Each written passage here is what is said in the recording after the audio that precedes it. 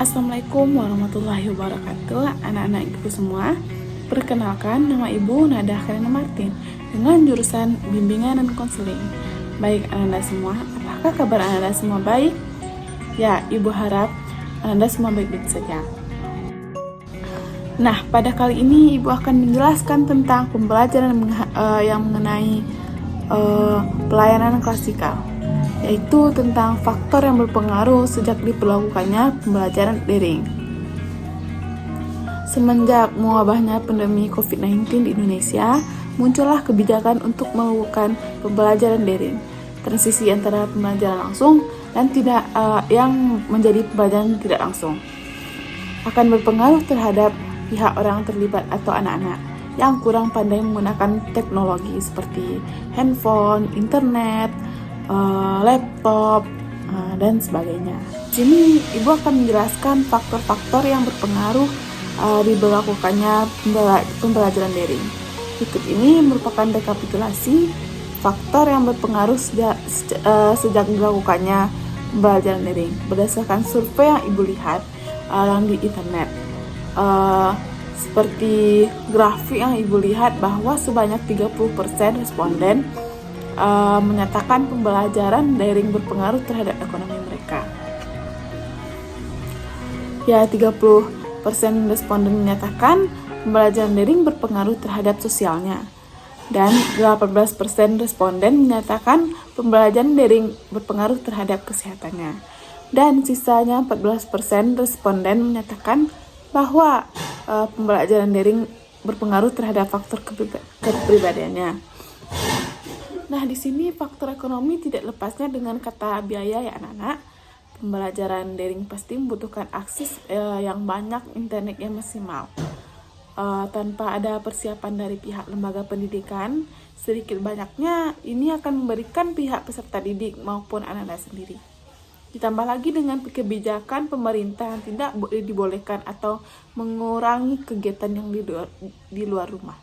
Bahkan ada pula responden yang menyatakan bahwa pemasukan orang tuanya berkurang semenjak COVID-19 ini. Kemudian, ibu buka laptop dulu. Kemudian dikutip dari mediaindonesia.com, pembelajaran daring dari kediaman masing-masing tidak mudah untuk dilakukan karena memerlukan kesiapan perangkat dan paket data internet yang masih dikelola secara mandiri.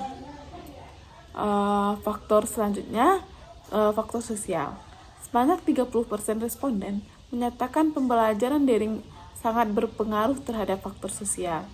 Nah, peristiwa dialami responden adalah miskonsepsi terhadap materi yang diberikan.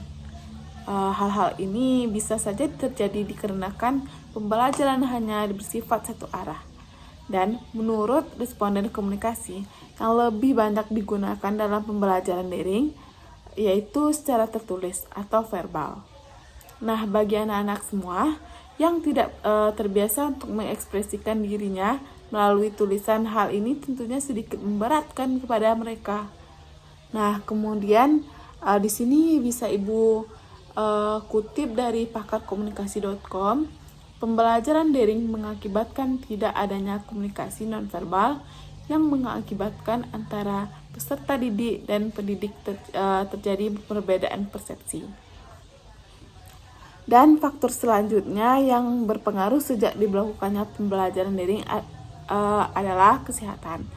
Responden mengatakan terlalu lama menatap layar, handphone maupun laptop cukup mengganggu kesehatan mata.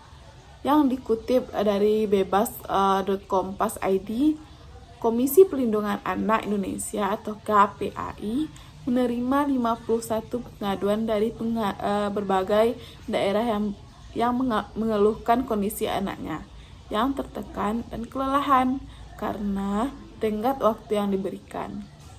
Dan faktor selanjutnya yang berpengaruh sejak diberlakukan pembelajaran daring yaitu kepribadian. Faktor kepribadian ini memiliki hubungan dengan faktor kesehatan. Tentunya anak sudah terbebani dan kelelahan tentu akan timbul masalah. kesehatan fisik dan mental yang akan berpengaruhi imunitas, bagaimana ia bersikap. Nah, dari pembelajaran Ibu sampaikan ini, apakah Ananda semua bisa memahami apa yang Ibu jelaskan tentang faktor yang berpengaruh sejak diberlakukan pembelajaran daring? Nah, jika ada pertanyaan, Ananda bisa menanyakan kepada Ibu menanyakan kepada Ibu melalui grup, WhatsApp, atau chat Ibu secara pribadi. Nah, nantinya Ibu akan membalas dan menjelaskan kepada anak-anak semua, Ananda semua, dan menjelaskan kembali apa yang Ananda akan tanyakan.